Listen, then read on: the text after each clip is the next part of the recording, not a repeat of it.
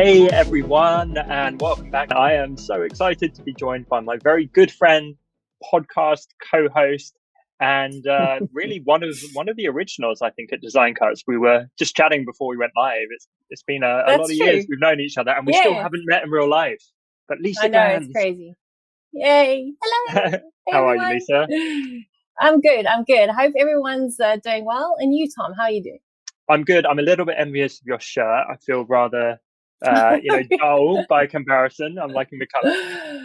We need to add some color to the scene. So yeah. You know me. I like it. I like it. You've been rocking the patterns every time I talk to you recently.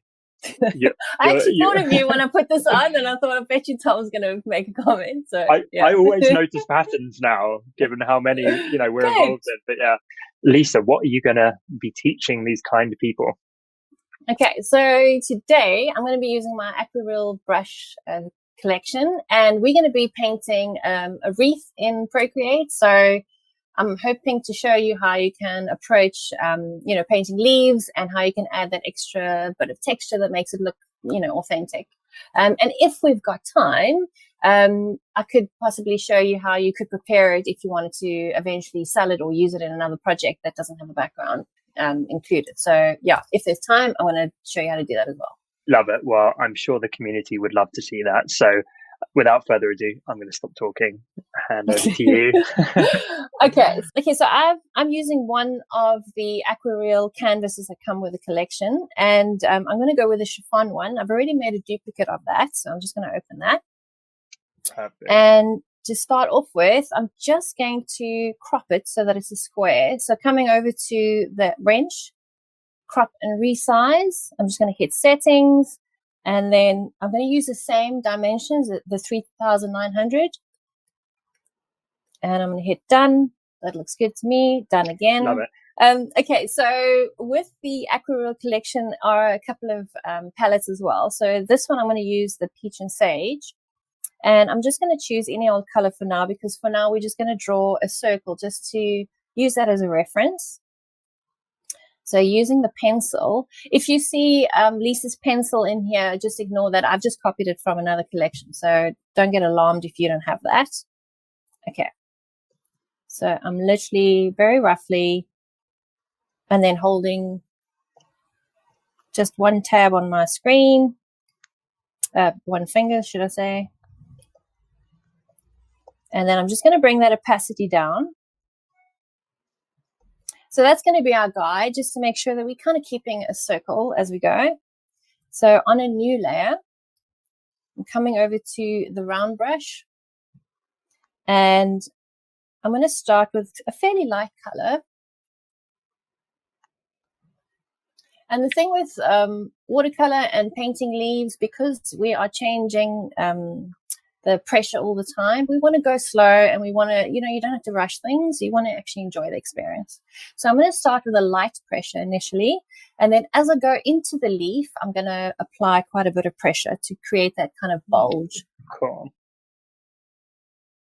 Okay, so as I'm painting, I'm not lifting my pencil. And you'll see, because we're going slow, we can actually massage the shape of the leaf. So I'll do that again. And if you're not happy, I actually want that slightly larger. So I'm just continuing with my pencil as I go until I'm happy with the shape. So I'm literally just trying to be as natural as possible with the placement of the leaves. I'm not worrying too much about the stem at this stage. And I'm going to show you a different way of doing that as well.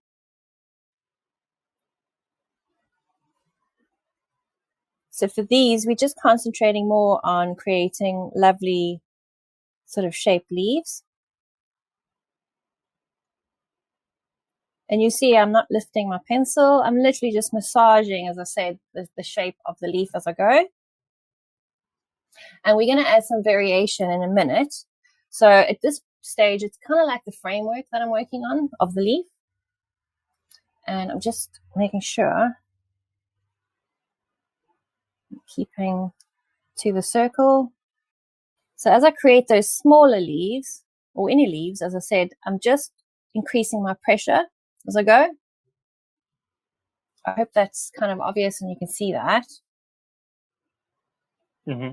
Okay, so bringing my brush size down. So as a matter of interest, that was on 20, kind of like a 25%. So just bringing my brush size down, maybe kind of 10%. I know some people prefer to be told what size brush I'm using. So I hope that's helpful. And then I'm just going to change the color to something darker, just so we can see. So these are going to be kind of berries. It's just organic. We're just going organic. In terms of our placement, I'm not thinking too much about that at this stage. So to create that berry, we're just going to, again, kind of massage out a circular shape and just leave a tiny little highlight. Hope you can see that.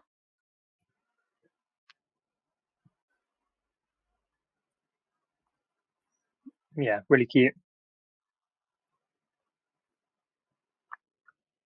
So this this branch is kind of from my imagination, but you could literally use reference if you wanted to. I mean, I don't actually know what, I suppose it's kind of similar to an olive branch in a way.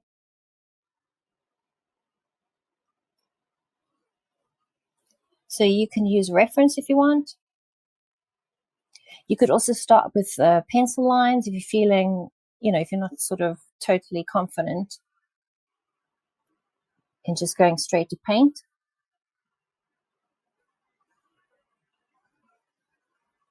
I love the color palettes included with this pack as well. They are gorgeous. Yeah, they're nice and kind of subtle and more sophisticated, I guess. Yeah, I've just noticed a real evolution in your style. So previously it was really bright, happy characters and that kind of thing. And yeah, you've been, edging more into traditional art mediums, it feels Yes. like, and subtlety and elegance and so on. Yeah, I think it's because over the years I feel like I've missed that stage. I don't know.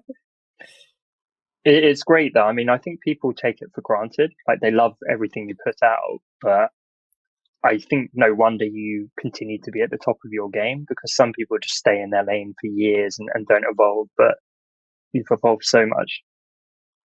Thanks, Tom. Okay, so just for variation, at this stage, I'm literally winging it, to be honest, in terms of layout. So we can always change things if it doesn't work out. But what I want to do is just add a variation of the size of leaves. So just for, kind of smaller leaves to our piece. And I'm looking at the balance here. Sorry, just to show you why I'm going back in. So you'll see over here, it feels like it needs something. So something I'm picking up here is this kind of zoom in and out, rotate, and it's going to show your eye where there's gaps and so on. But yeah, you're definitely not being static in it. You keep being quite dynamic with how you're moving the canvas around. Yeah, definitely. So also it's quite important, especially with watercolor work, that you shift the thing to make you comfortable so that your hand can move freely. You don't want to be doing things in a small area. You want to be able to have that big swoopy kind of movement. So bear that in mind. Okay, so I'm just going to turn off that circle for now because it's distracting. And on a new layer, we're going to now start adding some color variation to those, leaves that we just created. I'm going to turn it to a clipping mask, and I'm going to choose, let's start with a darker color, and I'm just going to make sure that that's on multiply. And the reason why I'm doing that is that I want that to blend with the underneath layer, so it looks a little bit more natural. And then coming over to one of the stamps. So this bloom stamp is kind of my favorite for adding variation really quickly. And what you want to do is you definitely want to experiment with the size of the stamp. For me, that looks like it's about the right size that I want to work with.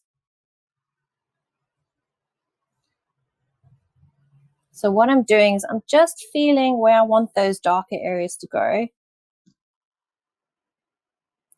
And this is basically adding that natural kind of watercolor effect. I'm just going to change it to something a little lighter.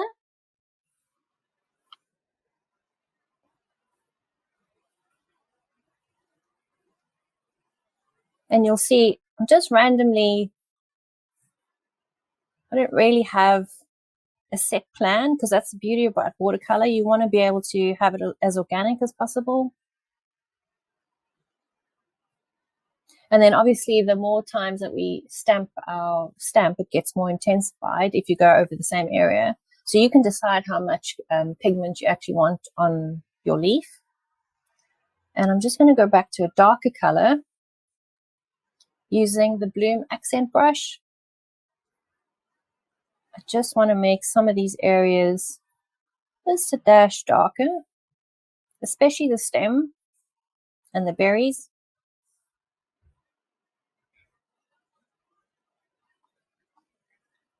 Okay, so I think that's coming together. And I'm now going to move on to another branch that kind of sort of hangs that way. So making sure I've rotated it so it's comfortable. And I'm going to, on a new layer. This one, what I want to do is just plan it a little bit better so that we are, so we know where we're going with our leaves and our sort of twigs. Doesn't matter if we choose any color. I'm just going to go with that kind of khaki color. And the nice thing about putting things on their own layers is that we can always shift them around and edit them how we want to. So I'm just loosely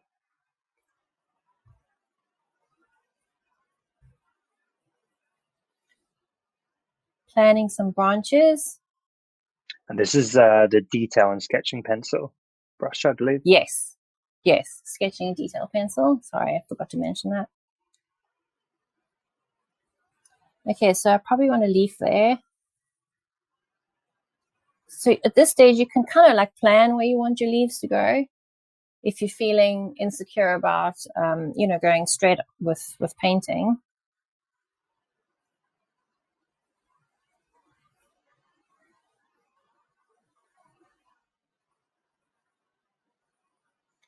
And you'll see I'm not being particular. I'm just kind of roughly placing it. Okay, so that looks a little. Sorry, Siri's having a moment here. Let me get rid of that. So to me that looks a dash too big in comparison to what we originally created here. So I'm just going to scale that down. I think that looks better. Okay, so on a new layer, I'm turning off that circle reference that we have, but I've still got my sketch layer underneath that. And coming over to a lighter color. And the reason why I always start with a lighter color is that we can always add more pigment as we go. It's much easier to do it that way than going the other way around, like darker and then trying to lighten it. Lisa, I actually love this setup, by the way, because often what you're doing is so subtle when we can't see your hand. Yes. People say, we can't see where you're painting and that kind of thing. But yes. Yeah, it's so easy to follow like this. Okay, excellent. Glad. Okay, so the sketch layer is too dark for me. I'm just going to bring that down. Sorry, you need to go away.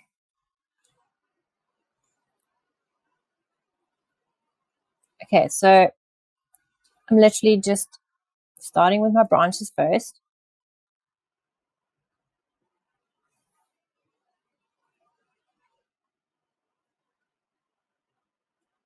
And you'll see we're going to have a leaf there.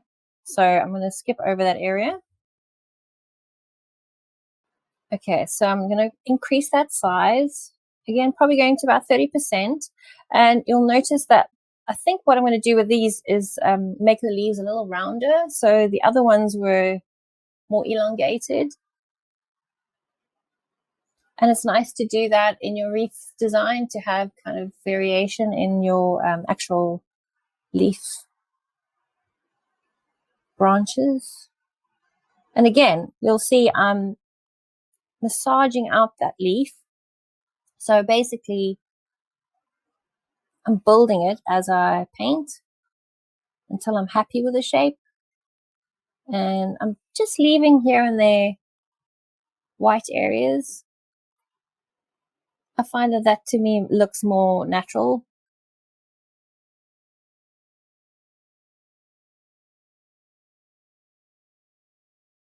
And the nice thing about this, as we all know, if we don't like something, we just undo.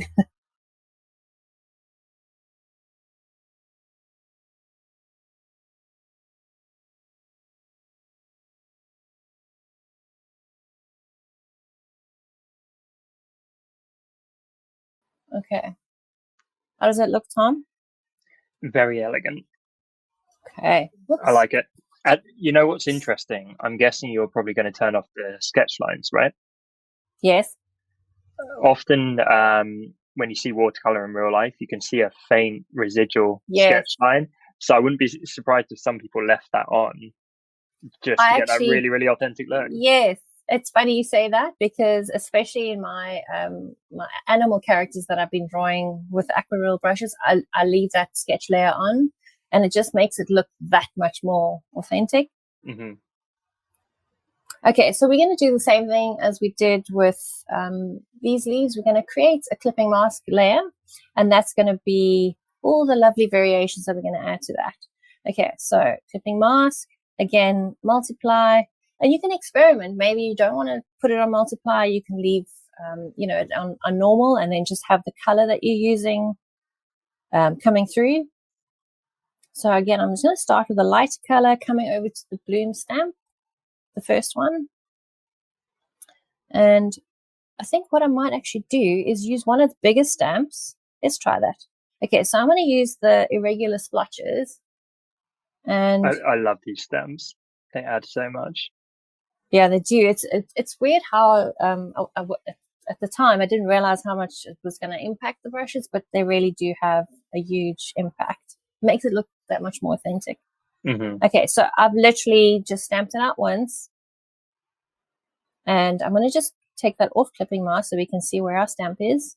Okay, so to me, that's probably not going to be dark enough. So I'm just going to clear that. So using a darker color, I'm going to unclip mask, stamp out once, and then just want to rotate it and put it into position. Maybe something like that. I'm going to clip that and see what happens. Yeah, that looks pretty good. You see that? Okay, so we don't want too much. Like, you still want to be subtle, because real watercolor is pretty subtle. So you don't want to go too far. And again, I'm just stamping here and there using the bloom brush again.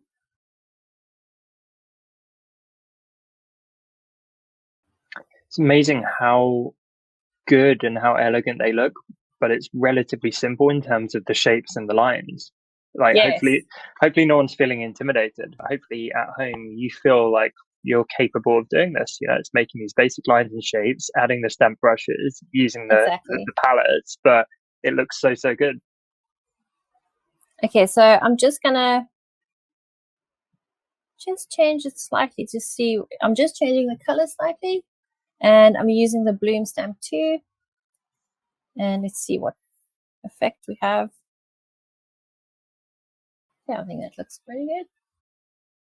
Okay, so I'm going to leave it for now, because you'll see we actually have a funny, weird shape now. That's not really round anymore.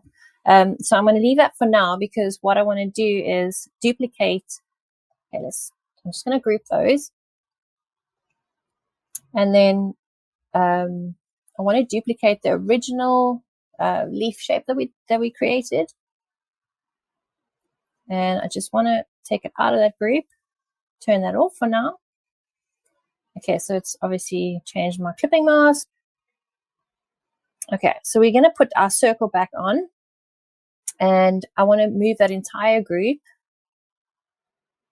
So making sure that you actually on the entire group before you use your selection tool. I'm just going to shift that into position. Probably Something like that. And then using that duplicate that we have, I'm going to turn that back on. So this is a bit of a cheat, but we're all about saving time. Okay, so all I did was I duplicated that original leaf that we created. I'm coming back to that group because I wanted to shift it dash more. So when you're designing your wreath, it does take a little bit of shifting and adjusting and kind of finding balance. So don't be scared to move things around, and it's not set in stone. So that's why it's super important to create things on their own layer. So what we want to do now, we want to create a new clipping mask. And the reason why I just didn't just duplicate that is that we want to make it look like it's kind of been painted separately to that.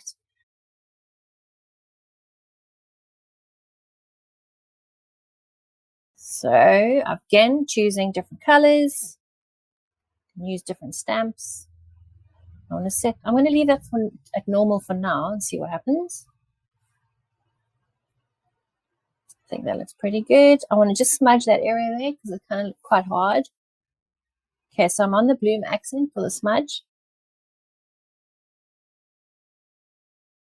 And again, coming back to a stamp, a darker color. I find this part the most fun because it's kind of really, it's kind of experimental. I'm coming to a darker color still.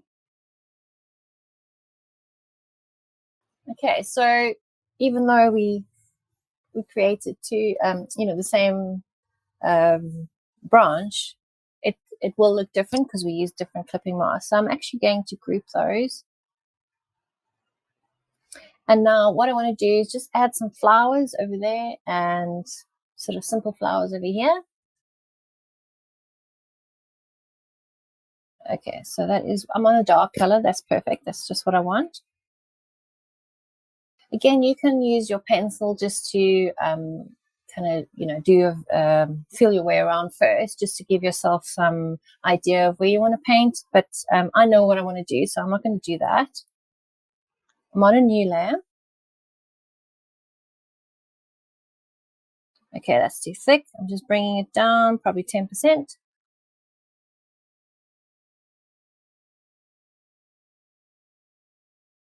So I'm starting with the stems first, just to get an idea of where I want them. And then I'm just randomly creating little leaves.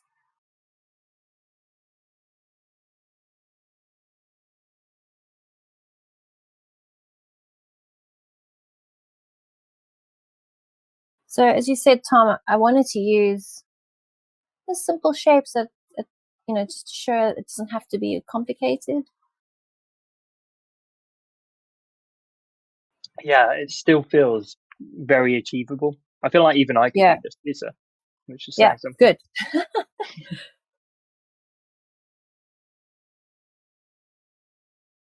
So you want to think of like organic placement, almost kind of like they're flying around. Okay, so that looks pretty good to me. I'm just going to turn off that circle. And underneath that layer that we just created, I'm going to create a new layer.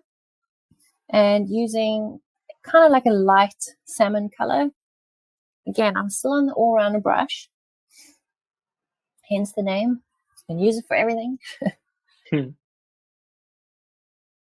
And I'm literally just making loops.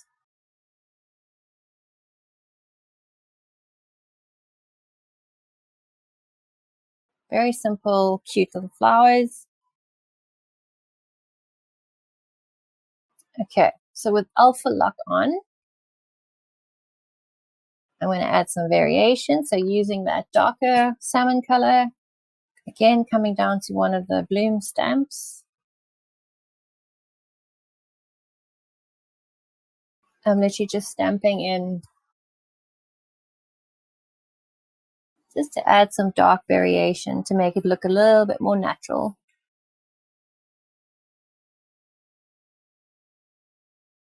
Okay, so I want to do some cleanup here because that looks yucky. So the first thing I want to do is flatten that.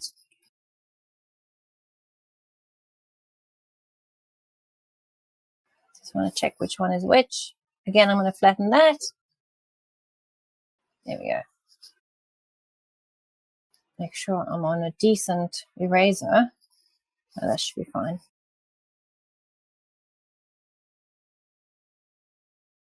Just want to get rid of that. Oops, but not that.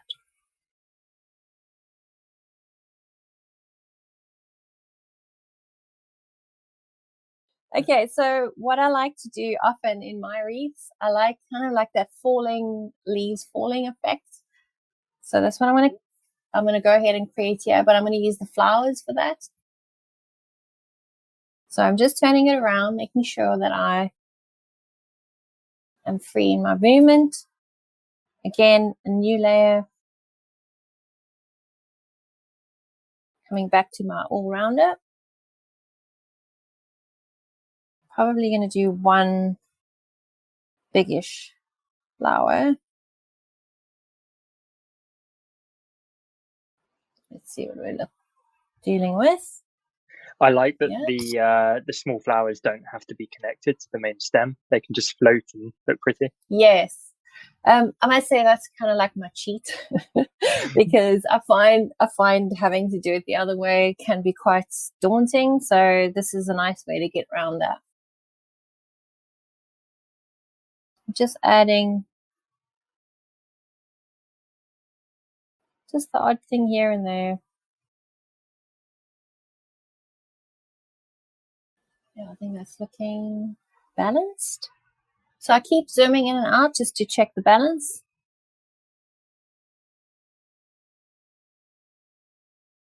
I think that looks pretty good. Okay. So we're going to add those little petals again. And your flowers could be really simple like mine. Or you could, you know, add some more variation. I think let's add one there.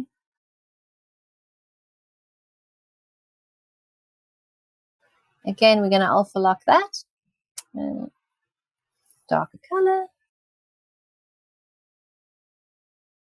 Just going to make that a dash darker. Okay, so I'm going to just see if I need another sort of branch here just to finish it off. If we don't like it, I'll just remove it.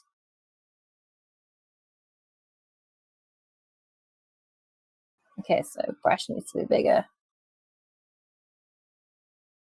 Yeah, I think that actually does finish it off a bit better. Okay, so I'm just going to, again, add some variation like we did over there. Creating a new layer. And choosing a darker color. Let's choose one of these stamps. Let's go with that guy. The bloom, my favorite. There we go.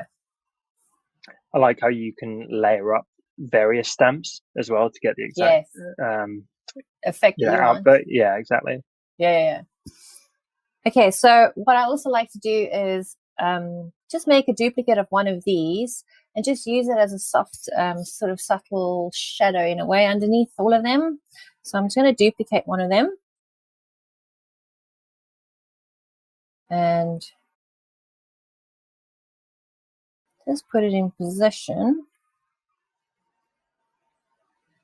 So this is also a nice way to bulk up your wreath if you're finding that it's too bitty.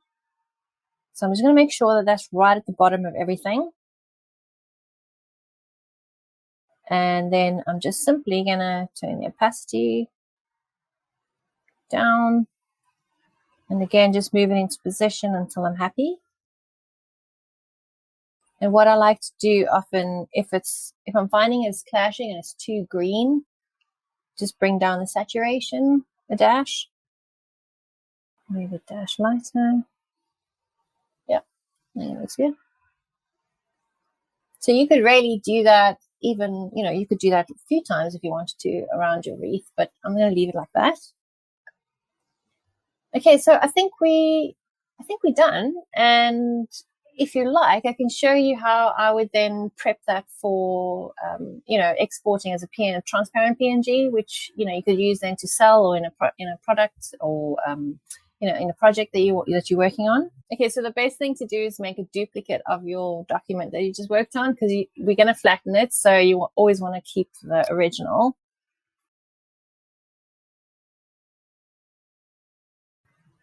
Okay, so I'm just going back into, and then what you want to do is just going to delete that layer that we don't want and any other layers that we don't want. Okay, so I find it sometimes really clumsy to pinch everything. Sometimes it leaves a layer here and all that. So what I prefer to do rather is group it all and then just flatten it that way. That way you know that it's kept all the blending modes perfectly and should all be fine. Okay, so we're going to create a layer and we're going to fill that, just getting rid of sorry, way too sensitive. We're going to fill that with white. So I'm dragging and dropping. Just want to put that underneath. And I'm going to make a duplicate of that wreath. Going to put that underneath my white layer. So I'm just going to keep it there for now. And what we want to do is we want to combine all of these 3 layers. You want to make sure that you've got a white layer, because if you don't, it's going to create a weird effect with the blending modes. So first I'm going to unlock that. And I want to group them all. Not that one. Group that. Again, we're going to flatten. Okay. I'm going to turn that off. And now we're just going to work with this one for now. So I'm going to come over to my hue and saturation adjustment, click on layer, and I'm going to turn it all the way down to black, as dark as we can go. And now I'm going to duplicate this a few times, because you'll see there's quite a lot of show through. And what's going to happen when we delete the background of the other one, you're actually going to have too much show through. So I'm just going to duplicate that and merge down and just keep going. It takes a little bit of getting used to instinctively know where you want to stop. So that might be okay. So I'm actually going to go one more just in case. And we're going to merge down. I just want to clean that up. You'll see I didn't erase that properly. So this layer needs to be as clean as you can get it. Okay, so we're going to make a selection of that. So you're going to hit select, then we're going to invert. We're going to come over to our layer that we flattened originally, and we're just going to swipe if it reacts, and we're going to cut. And you'll see we now have a PNG, and it's kept all the detail and the effects and the paper and everything. Okay, that's pretty genius. So you've been able to get the selection, maintain some transparency, but control how much, and retain all the texture. Can you? So we can, you don't have to show the whole thing again, but do you mind maybe like listing the key steps of what you've just done, if that's okay? Okay, so I'll tell you what's super important. You definitely, if you want to create a white background, you obviously want to flatten your original painting and make a duplicate of that and set that aside. And then what you want to do is you want to flatten all the paper and effects layers with your painting, including with the white background. Yep. Yes. So then you're going to end up with a white, your original painting on a white background. And then you're going to basically start working on that duplicate layer, make it black. And you're going to keep duplicating that until you feel the opacity is dark enough for you. Because remember, whatever's left is what's going to be deleted from your original. Mm-hmm. So just, it might take a bit of experimenting depending on what color you've used and how much, detail you've used. And then you just select all. Yeah. You're going to select, you're going to invert that, because obviously we want to delete the other stuff. And then you're going to go to your original layer and delete basically cut that from that selection. Okay. Yeah. And then you just export as a transparent Yeah. PNG. Exactly. Yeah. Wow. And yeah, so it's pretty cool. So is you'll this see how the it magic keeps, happens now for your graphics packs? Yeah, I haven't actually. I've created a couple of watercolor work that way. I haven't really had time to create too much, but yes, that's basically what I'm doing. So Amazing. It's super easy. Yeah, no mess on the table anymore. No cleanup. It's all there. No scanning. No Photoshop work. So yeah, it's awesome. That was most definitely worth the ginormous cloud of kittens that descended in the chat. I'm so glad we got to see that final bit. Cool. Lisa, that was great. Thank you. Yay! Give it up for Lisa in the chat, everyone. I hope it was easy enough to follow along. It was. But Lisa, thank you. You're the best. We appreciate you so very much. It's a great pleasure. That was fun. Always love these. I will chat to you soon, but we can't wait to welcome you back in the future. And yeah, thanks again for being awesome. Cool. Thanks, everyone.